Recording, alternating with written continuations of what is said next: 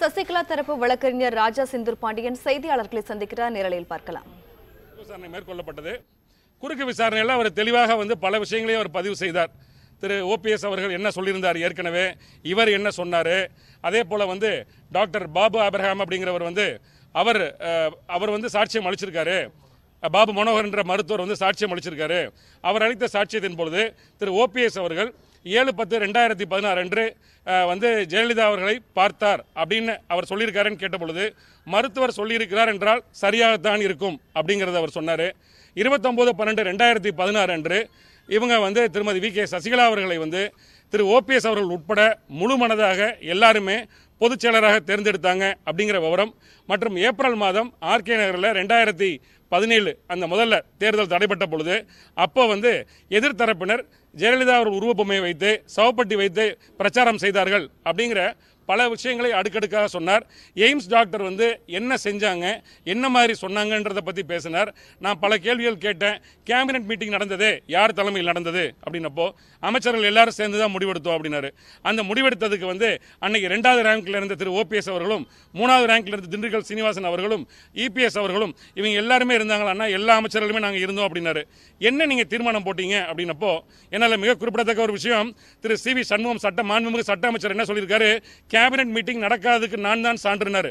இன்னைக்கு அதே அமைச்சர்கள் இருந்து ஒரு அமைச்சர் சொல்றாரு கேபினெட் மீட்டிங் நடைபெற்றதுன்னு. ஆனா அவர் சொல்றது புதிதாக குழப்பம்லாம் எதுவும் சொல்லல. ஏற்கனவே தலைமைச் செயலாளர் கிரிஜா வைத்தியநாதன் அவர்கள் கொடுத்த அந்த கடிதத்திலே தெளிவாக இருக்கிறது. 19/10/2016 அன்று கேபினெட் மீட்டிங் நடைபெற்றது. எல்லா அமைச்சர்களும் சேர்ந்து அம்மாக்காக பிரார்த்தனை பண்ணி அவங்க விரைவில் அந்த நான் அம்மான்னு சொல்றது அந்த என்ன அந்த வார்த்தை இருந்தோ அதை அப்படியே சொல்றேன். அவங்க விரைவாக பூர்ண நலம் பெற்று அவங்க முதல்வராக பணி தொடரணும்னு சொன்ன அந்த தீர்மானம் ரெசல்யூஷன் பற்றி அதையும் இவர் சொன்னார். அப்போ நான் கேட்டேன், அந்த கேபினெட் மீட்டிங்கில் திரு ஓபிஎஸ் அவர்கள் உட்பட யாராவது வெளிநாடு சிகிச்சை கொண்டு போவதை பற்றி பேசினாங்களா அப்படின்னு கேட்டப்போ அந்த மாதிரி எதுவும் பேசவில்லை, அந்த மாதிரி சூழ்நிலை எதுவும் எழவில்லை அப்படின்னு அவர் சொன்னார். அப்போ அந்த கேபினெட் மீட்டிங்கை யார் கூப்பிடுவா, யாருங்க கூட்டினா அப்படின்னு கேட்டால் அதுக்கான ப்ரொசீஜர் என்னன்னு சொன்னால் பப்ளிக் டிபார்ட்மெண்ட்லேருந்து எல்லாத்துக்கும் லெட்டர் வரும்னாரு. பப்ளிக் டிபார்ட்மெண்ட் எப்படி லெட்டர் போடுவாங்க அப்படின்னு கேட்ட பொழுது நான் கேட்ட கேள்வி அவர் ஏற்றுக்கொண்டார். அதாவது தலைமைச் செயலாளர் தான் அவர் கடிதம் எழுதி அந்த மாதிரியான விஷயங்களை நடைமுறைப்படுத்தணும் அப்படிங்கிற விஷயத்தை அவர் ஏற்றுக்கொண்டார். இப்படி பலதரப்பட்ட விஷயங்களை அவர் சொன்னார். அதே போல் திரு ஓபிஎஸ் அவர்களை பொறுத்த வரைக்கும் அவர் மார்ச் மாதம் 5ஆம் தேதி 6ஆம் தேதி அந்த வாக்கில் 2017 திரு ஜெயலலிதா அவர்களுடைய மரணம் தொடர்பான விசாரணை தொடர்பாக ஒரு கமிஷன் வைக்கணும் அப்படின்னு சொல்லப்பட்ட விஷயத்தில் அவர் சொன்ன பேட்டியில் அவர் சொல்லியிருப்பார், திரு ஓபிஎஸ் அவர்கள், தம்பி விஜயபாஸ்கர் அப்படி முதல்ல விசாரிக்கணும்னு சொன்னால் ஒன்றைத்தான்ப்பா ஃபஸ்ட்டு முதல்ல விசாரிக்கணும், அதில் முதல் குற்றவாளி நீ தான் இருப்ப அப்படின்னு அவர் சொன்ன வீடியோ பதிவையும் அதற்கு பதிலாக அவர் விஜயபாஸ்கர் அவர்கள் திரு மாண்புமிகு அமைச்சர் விஜயபாஸ்கர் அவர்கள் சொன்ன பேட்டி கமிஷன் ஒன்று போடும் பொழுது முதல்ல உங்களை தான் விசாரிப்பாங்கன்னு சொன்ன 2 பேட்டியும் கேட்ட பொழுது நான் 2 பேட்டியுமே இதுவும் உண்மை அதுவும் உண்மை அப்படின்னாரு. நான் ஒரு கேள்வி கேட்டேன், இதுவும் உண்மை அதுவும் உண்மைனா எதுங்க சரி அப்படின்னு. கருத்து சொல்ல விருப்பம் இல்லை அப்படின்னாரு. நீங்கள் கருத்து சொல்ல விருப்பம் இல்லாததற்கு 29/8/2017 திரு ஓபிஎஸ் அவர்கள் துணை முதல்வராக உங்க அமைச்சரவையில் இருக்காரு, அதுதான காரணமான்னு கேட்ட பொழுது அதற்கும் கருத்து சொல்ல விருப்பம் இல்லை அப்படின்னாரு.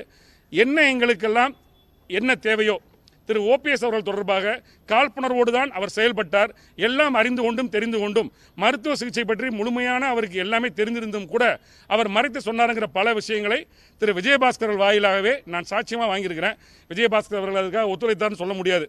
மிக கடினமாக பல கேள்விகளை போட்டு அதிலிருந்து கிடைக்கக்கூடிய பதில்களை வச்சு எங்களுக்கு யூஸ்ஃபுல்லாக இருக்குன்ற அளவுக்கு நான் ஒரு எவிடன்ஸ் கிரியேட் பண்ணியிருக்கேன். சார், இப்போ ராதாகிருஷ்ணன் அளித்த வாக்குமூலத்தில் அவர் எதிர்மனுதாரராக சேர்க்கணும்னு சொல்லி ஆணைய வழக்கில் ஒரு மனு போட்டுருக்காரு. இது தொடர்பாக ராதாகிருஷ்ணன் அளித்த அனைத்து வாக்குமூலங்களையும் முழுமையாக ஒத்துக்கிறாரா? அதாவது இப்போ நான் என்ன சொல்றேன், அதுக்கு முன்னாடி அந்த வழக்கினுடைய மனு விசாரணை இன்று விசாரணைக்காக வந்த பொழுது எனது கடுமையான ஆட்சேபங்களை நான் பதிவு செஞ்சேன். எந்த எவிடன்ஸ் இங்கே இருக்குது, எப்படி இந்த மாதிரி ஒரு விஷயத்தை இந்த ஸ்டாண்டிங் கவுன்சில் சொல்ல முடியும்? Collision between Apollo and Sasikala, திருமதி வி.கே. சசிகலான்னு சொன்னதற்கு ஒரு சின்ன ஒரு துளியளவுக்காவது எவிடன்ஸ் பீஸ் காட்டுங்க.